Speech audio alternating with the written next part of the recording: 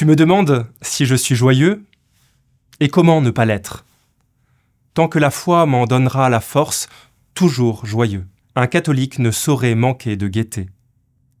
Le but pour lequel nous avons été créés nous montre que même si la voie est semée de beaucoup d'épines, cette voie n'a rien de triste.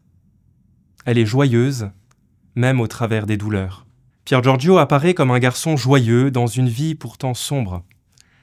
Sa gaieté pourrait sembler superficielle si elle ne naissait dans les combats de sa vie d'adolescent puis d'adulte. Certains se laissent tromper. Sa joie n'est-elle pas simplement le fruit de sa parfaite santé et de sa position sociale avantageuse?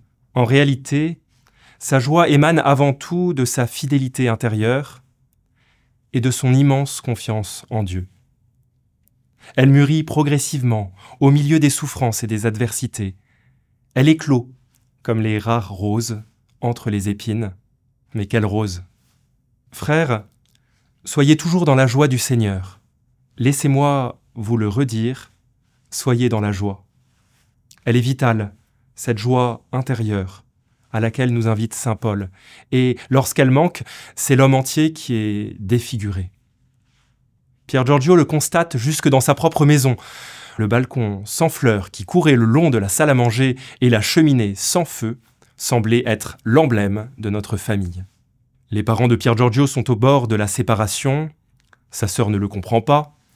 Il galère véritablement dans les études et il réalise avec amertume que, jusque dans l'Église, la joie est trop souvent délaissée.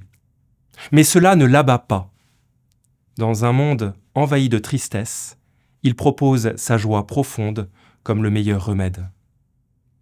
Si Pier Giorgio rayonne, c'est parce qu'il a découvert le véritable visage de Dieu.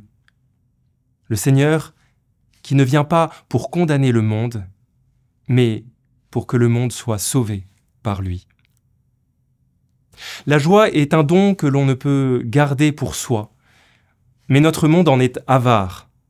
À vrai dire, j'ai d'ailleurs souvent l'impression que nous nous en méfions. La joie ne cache-t-elle pas quelque chose? N'est-elle pas un remède un peu facile? Pier Giorgio croit qu'elle est le meilleur moyen d'annoncer le Christ vivant.